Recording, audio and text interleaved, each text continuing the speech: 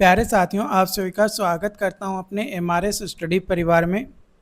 तो डियर, आज की इस वीडियो में मैं यहां पे बात करने वाला हूं। देखो, बिहार इंजीनियरिंग यूनिवर्सिटी के अंतर्गत 4th सेमेस्टर का क्लास जो है हम ले रहे थे, है ना। तो इसमें हम जियो टेक्निकल इंजीनियरिंग जो सब्जेक्ट है 1, जियो टेक्निकल इंजीनियरिंग 1, वो हम यहाँ पे जो है डिस्कस कर रहे थे, जिसका ये यूनिट 3 होने वाला है ना। यूनिट नंबर 3 होने वाला है। तो यूनिट नंबर 3 जो है ये आपका पढ़ना है परमिएबिलिटी। क्या पढ़ना है? परमिएबिलिटी। तो परमिएबिलिटी होता क्या है? तो ये एक ऐसा प्रॉपर्टी है सॉइल का जिसमें क्या करते हैं कि जो वाटर है वो फ्लो करता है सॉइल के, उसके जो इंटरकनेक्टेड वॉइड्स हैं उसके थ्रू जो सॉइल में पानी पास करता है, फ्लो करता है एक एंड से दूसरे एंड, तो वो फ्लो करने की जो एबिलिटी होती है या जो अलाउ करता है वो कहलाता है प्रॉपर्टी सॉइल का परमिएबिलिटी। तो अगर हमारा वॉल्यूम जो है single void course grain soil का ये ज़्यादा होता है volume of single void of fine grain soil के, यानी फाइन ग्रेन सॉइल में जो वॉल्यूम होगा सिंगल वॉइड का वो कम होगा as compare to coarse grain soil के सिंगल वॉइड के। और जो नंबर ऑफ वॉइड्स होगा फाइन ग्रेन सॉइल में वो ज़्यादा होगा कोर्स ग्रेन सॉइल के, है ना। नंबर ऑफ वॉइड्स जो है ज़्यादा होगा फाइन ग्रेन सॉइल में as compare to coarse grain soil. Total volume जो है वॉइड का, टोटल वॉल्यूम जो है वॉइड का फाइन ग्रेन सॉइल के लिए, total volume of void for fine grain soil ज़्यादा होता है as compare to coarse grain soil. Permeability, permeability जो है ये फाइन सॉइल के लिए कम होता है as compare to coarse soil. Coarse soil का जो परमिएबिलिटी होता है वो ज़्यादा होता है as compare to fine soil. Pipe flow conditions अगर हम देखें तो total head is equal to P by rho G plus V square by 2g plus Z. तो total head is equal to P by rho G plus Z. Q जो है अगर बढ़ेगा, discharge बढ़ेगा तो वॉल्यूम बढ़ेगा, और अगर डिस्चार्ज घटेगा तो वॉल्यूम भी हमारा घटेगा। तो यहाँ पे ये सॉइल मास दिया गया है, ये पॉइंट ए है और ये पॉइंट बी है ना। ये पॉइंट ए जो है जेड ए मैंने डाटम हो गया एच पी एच ए, और यहाँ पे E H B and Z B और पी एच बी, मतलब दो पॉइंट हमारा हो गया वाटर लेवल का, एक डाटम लेवल की कितना लेवल हमारा है और एक वाटर लेवल को।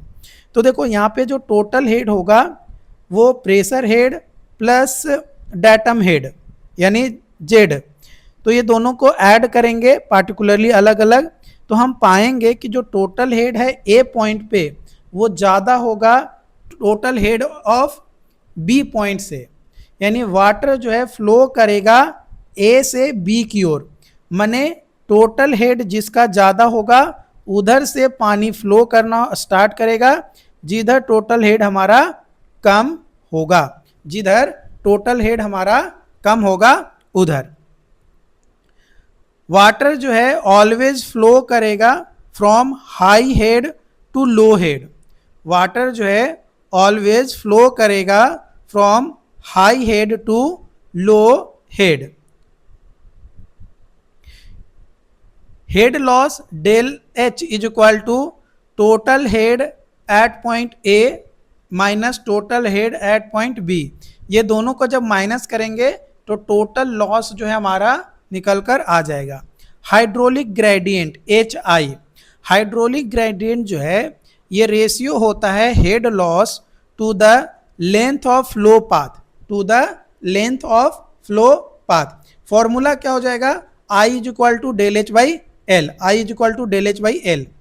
तो अगर del H is equal to zero है, I is equal to zero है और V is equal to zero है, तो फ्लो जो है हमारा नहीं होगा, फ्लो जो है हमारा नहीं होगा। एक ग्राफ है जिसके माध्यम से रिप्रेजेंट किया गया है कि वॉल्यूम, है ना, volume to the hydraulic gradient, hydraulic gradient, hydraulic gradient. तो यहाँ पे एक्स डायरेक्शन में हाइड्रोलिक ग्रेडियंट है और वाई डायरेक्शन में वॉल्यूम है हमारा वाटर का। तो यहाँ पे हमारा 3 जोन देखने को मिलेगा। कितना? 3 जोन जो है हमें देखने को मिलेगा, जोन 1, जोन 2 और जोन 3। जोन 1 में क्या होगा? लैमिनार फ्लो होगा। जोन 1 में क्या होगा? लैमिनार फ्लो होगा। और जोन 2 में ट्रांजिशन फ्लो होगा। और जोन 3 में टर्बुलेंट फ्लो जो है हमें देखने को मिलेगा। तो 3 तरीके का जोन जो है हमारा जनरेट होता है। अगर हम रिस्पेक्ट में देखें hydraulic gradient to the volume के रिस्पेक्ट में ग्राफ को चेक करेंगे तब हमें देखने को मिलेगा। अब बात करते हैं हम यहाँ पे डार्सीज लॉ की। तो डार्सी लॉ जो है ये लैमिनार जोन के लिए जो है हमारा यूजफुल होता है फॉर कोर्स सिल्ट और फाइन सैंड।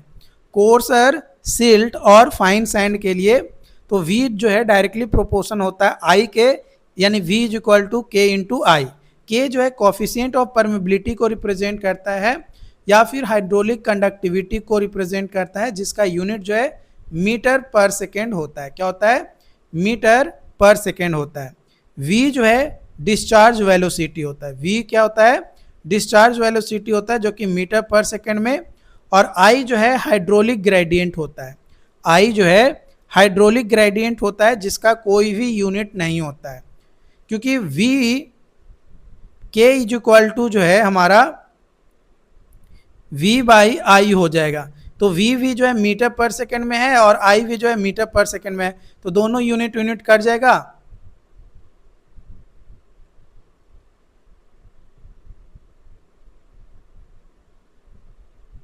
सॉरी, उल्टा मैं कर दिया यहाँ पे, ये थोड़ा सा मिस्टेक हो गया। हमें आई देना है ना I का। तो I इज इक्वल टू क्या हो जाएगा? I इज इक्वल टू हो जाएगा V बाई K। तो ये भी मीटर पर सेकेंड, ये भी मीटर पर सेकेंड, तो ये कट जाएगा हमारा, तो यूनिट लेस आ जाएगा, यानी यूनिट कुछ भी नहीं होगा। तो टाइप्स ऑफ सॉइल और कोएफिशिएंट ऑफ परमेबिलिटी का वैल्यू जो कि सेंटीमीटर पर सेकेंड में दिया गया है। ग्रेवल का ग्रेटर देन 1 सेंटीमीटर पर सेकेंड, सैंड का 1 से 10⁻³ सेंटीमीटर पर सेकेंड, सिल्ट का 10⁻³ से 10⁻7 सेंटीमीटर पर सेकेंड, और क्ले का ग्रेटर देन 10⁻7 सेंटीमीटर पर सेकेंड। तो V is equal to KI, जहाँ पे डिस्चार्ज वेलोसिटी जो है, जहाँ पे डिस्चार्ज वेलोसिटी जो है V होता है। डिस्चार्ज वेलोसिटी क्या होता है? V होता है V is equal to Q by A। V is equal to Q by A। A जो है हमारा टोटल क्रॉस सेक्शन एरिया होता है सॉयल सैंपल का। A जो है टोटल क्रॉस सेक्शन एरिया होता है सॉयल सैंपल का। सीपेज वेलोसिटी, सीपेज वेलोसिटी एक ऐसा वेलोसिटी जो अकर होता है through interconnected voids of soil. Soil का जो इंटरकनेक्टेड वॉइड्स होता है उससे जो आता है तो उसको बोला जाता है सीपेज वेलोसिटी। सीपेज वेलोसिटी जो है हमेशा बड़ा होता है।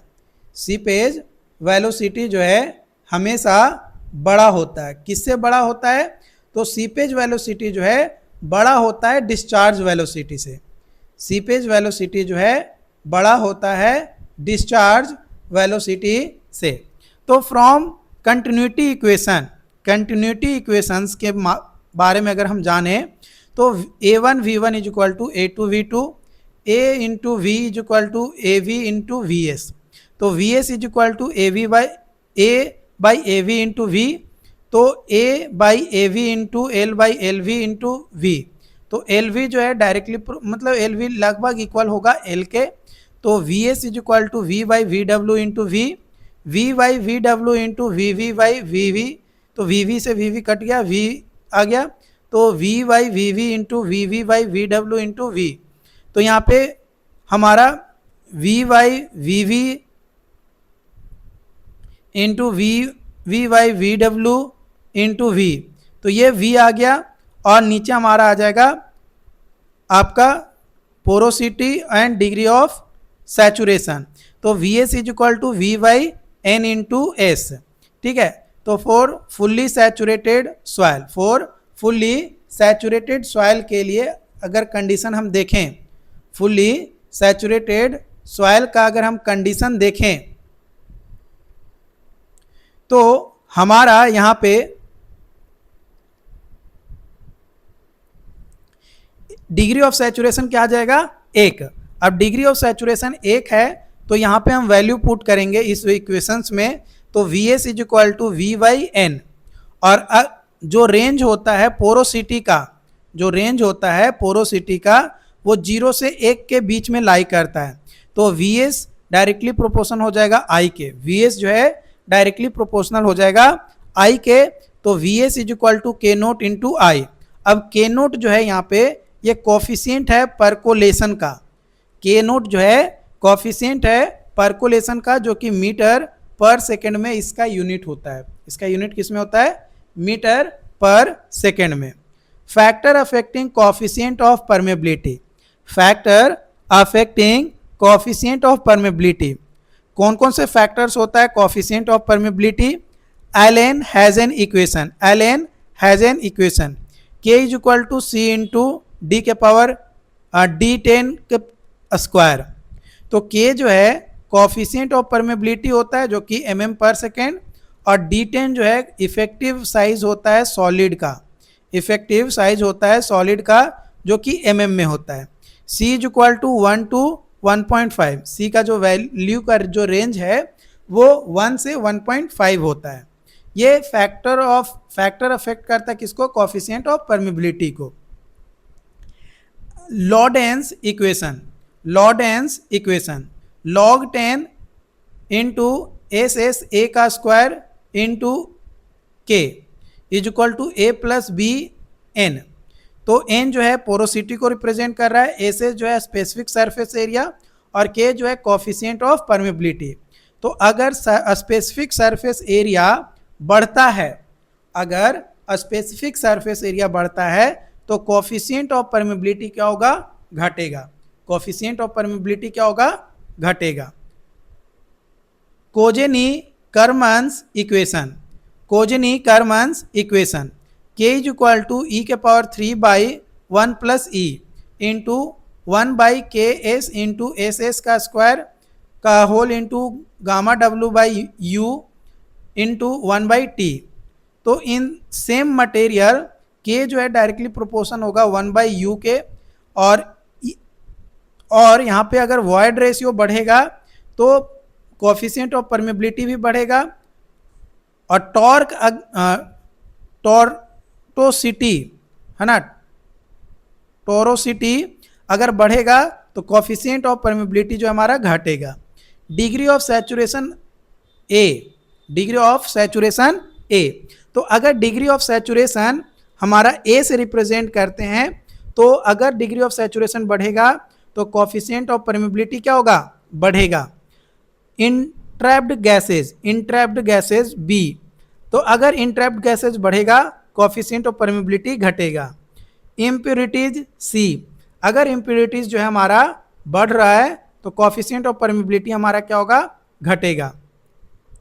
एडजॉर्ब्ड वाटर, एडजॉर्ब्ड वाटर जो है अगर बढ़ रहा है, माने जो वाटर बाउंडेड अराउंड सॉलिड है, तो अगर ये जितना ज़्यादा बढ़ेगा है ना, जितना ज़्यादा ये बढ़ेगा उतना ही ज़्यादा जो है हमारा क्या होगा, कोफिशिएंट ऑफ परमेबिलिटी जो है हमारा घटेगा। स्ट्रेटिफाइड सॉइल्स, स्ट्रेटिफाइड सॉइल्स, तो इसमें दो केस, पहला केस हमारा है कि जब वाटर फ्लो करेगा parallel to the layer, parallel to the layer, तो हमारा क्या होगा, के इक्विवेलेंट आ जाएगा K1 Z1 plus K2 Z2 plus K3 Z3 by Z1 plus Z2 plus Z3। तो ये हमारा यहाँ पे आ जाएगा।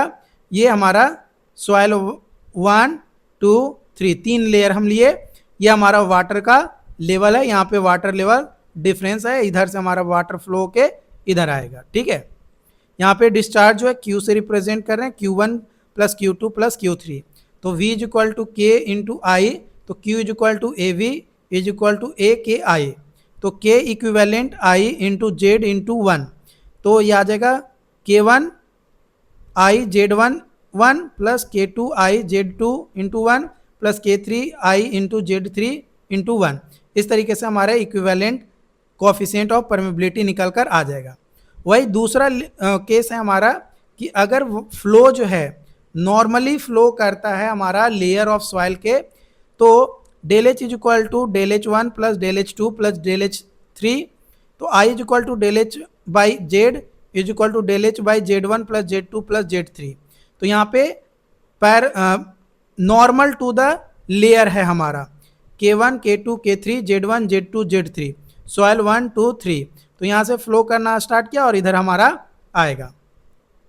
तो यहाँ पे इक्विवेलेंट हमारा कोएफिशिएंट ऑफ परमेबिलिटी आ जाएगा Z1 plus Z2 plus Z3 divided by Z1 by K1 plus Z2 by K2 plus Z3 by K3, ये हमारा आ जाएगा। ठीक है, अब बात करते हैं एब्सोल्यूट परमेबिलिटी।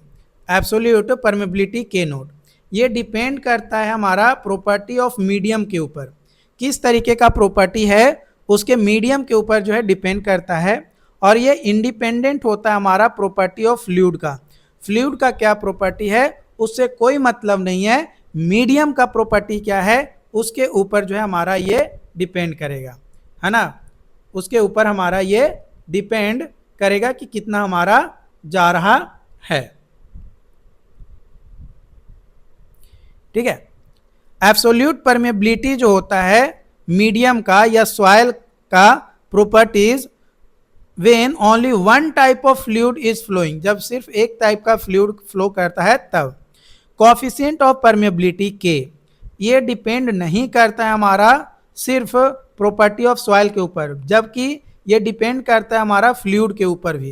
यानी एब्सोल्यूट परमेबिलिटी सिर्फ मीडियम के ऊपर डिपेंड करता है, फ्लूइड के ऊपर नहीं। लेकिन कोएफिशिएंट ऑफ परमेबिलिटी मीडियम के साथ साथ फ्लूइड के ऊपर भी डिपेंड करता है। यानी ये डिपेंड करता है characteristics properties of medium and fluid both, दोनों के ऊपर।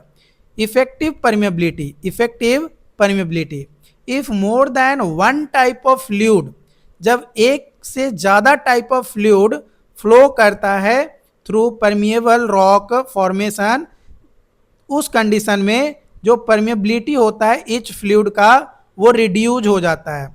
हर एक फ्लूइड का प्रॉपर्टीज जो है तैर परमेबिलिटी जो होता है वो रिड्यूज हो जाता है रॉक के लिए, क्योंकि ईच फ्लूइड हैज़ फ्लो सिमुल्टेनियसली, हर एक फ्लूइड जो है फ्लो करता है आपका सिमुल्टेनियसली। रिजर्वायर एनालिसिस, रिजर्वायर एनालिसिस ये इफेक्टिव परमेबिलिटीज होता है गैस का, वाटर का और ऑयल का, जो कि हमारा Kg, Kw और K ऑयल के नाम से रिप्रेजेंट करते हैं। तो जो रिलेटिव परमेबिलिटी होता है इसको हम डिफाइन कर सकते हैं या बता सकते हैं कि effective permeability divided by absolute permeability. यानी अगर यूनिट पूछा जाए रिलेटिव परमेबिलिटी का तो नो यूनिट, नो यूनिट। क्यों? क्योंकि इफेक्टिव परमेबिलिटी का यूनिट और एब्सोल्यूट परमेबिलिटी का यूनिट दोनों का सेम यूनिट है। सेम यूनिट को सेम यूनिट से डिवाइड करेंगे तो कोई भी यूनिट हमारा डेवलप नहीं होगा। तो K R G is equal to K G by K naught, K R W is equal to K W by K naught and K R oil is equal to K oil by K naught. Absolute permeability K naught जो है fluid medium का हमारा equal होगा, तो K is equal to K into mu by gamma W, ये fluid का आ जाएगा। तो K naught is equal to K into mu by gamma W of fluid. तो यूनिट जो है एब्सोल्यूट परमेबिलिटी का यानी के नोट का मीटर स्क्वायर या सेंटीमीटर स्क्वायर या फिर डार्सी होता है। तो एक darcy is equal to 9.87 into 10⁻³ metre square होता है। तो आज का जो सेशन है मैं यहीं पे इसको समाप्त करता हूं, और अगला जो सेशन होगा उसमें हम डिस्कस करेंगे कैसे हम कोएफिशिएंट ऑफ परमेबिलिटी को डिटरमाइन कर सकते हैं, इसका कौन कौन सा मेथड्स होते हैं उसके बारे में हम 1 बाय 1 डिस्कस करेंगे। चैनल पे जो लोग भी पहली बार आए हैं चैनल को सब्सक्राइब जरूर कर लीजिएगा। Thank you.